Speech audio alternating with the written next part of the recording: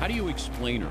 Kobe Bryant with a ponytail. Seriously, like apex predator, great basketball player who wants to steal your soul. Every building she goes into is a different energy. Just bounces off that, drops it in, and she'll go to the line. And look at the emotion. And to see all those people, oh my gosh. We're on the bus and we're all just kind of like, oh my gosh. You're walking out into a sea, like quite literally a sea of gold.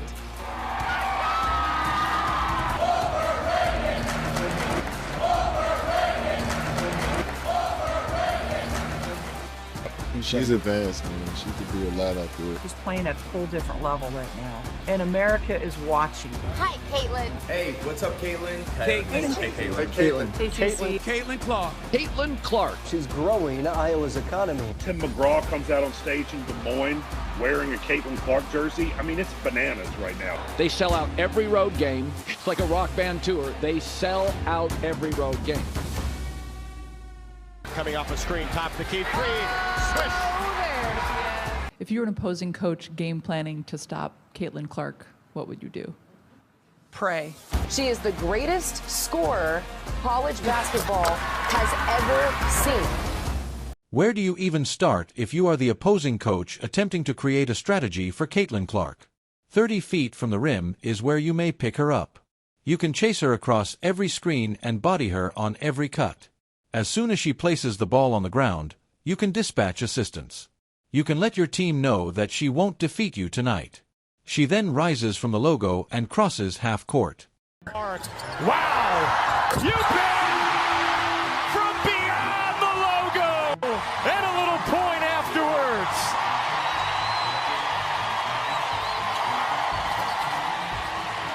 She knows how to spark the crowd. And before the ball ever touches the net, the entire defensive strategy fails. Some analysts liken her to a ponytail-wearing Kobe Bryant. Some are more in favor of a female Stephen Curry. She is a box office success in Iowa. She is more than a moniker or a joke. She is economical. At Beatle level, she is a touring act. Road stadia fill out and ticket costs soar to NBA levels because of her.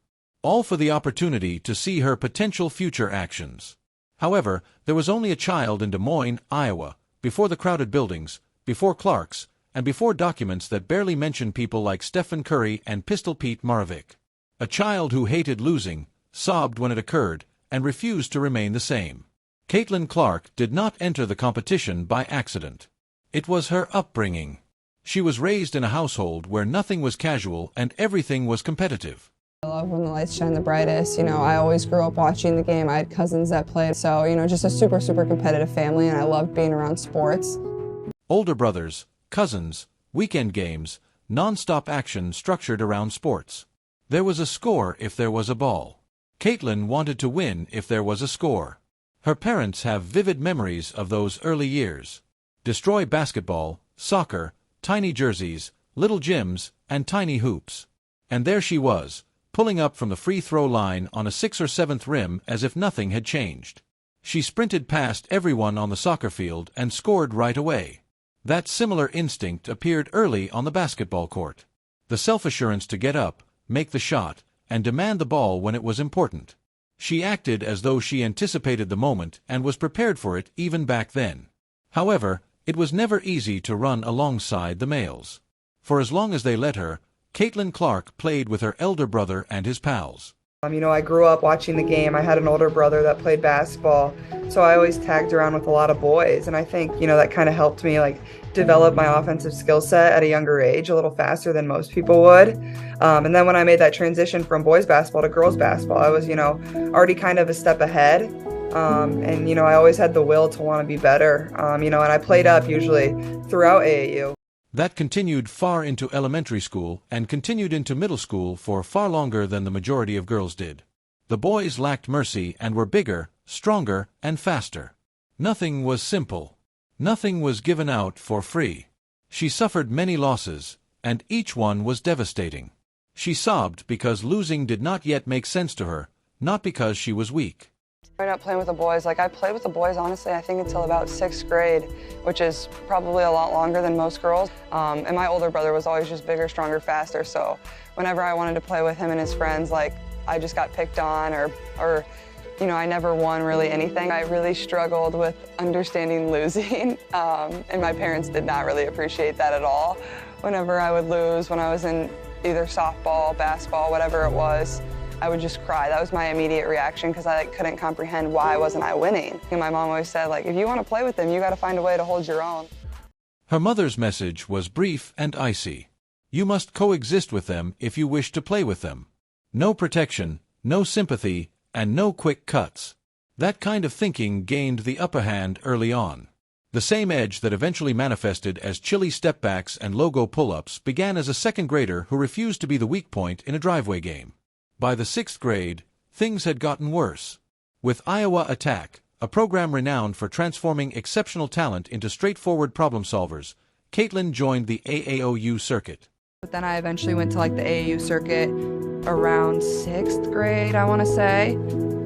And then probably by like 8th grade, I knew like, okay, like this can probably like be my future. Like I can go to college, like I want to be a pro. Harrison Barnes, a future NBA champion, came from the same pipeline.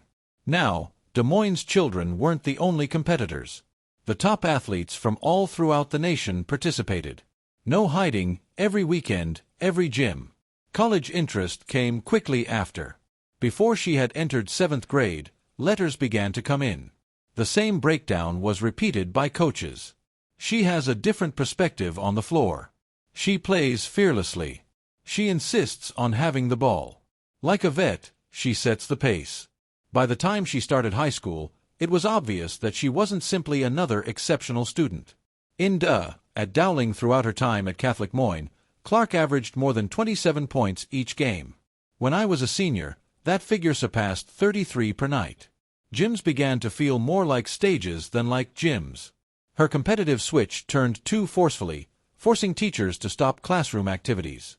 After watching a few possessions, opposing coaches concluded they were witnessing the best player in the nation. In addition to scoring, she won gold medals and earned berths on Team USA young squads. The climb was not perfect, but by that point the secret was known. One summer, Caitlin Clark attended USA basketball tryouts prior to her junior year. However, she was left off the final roster.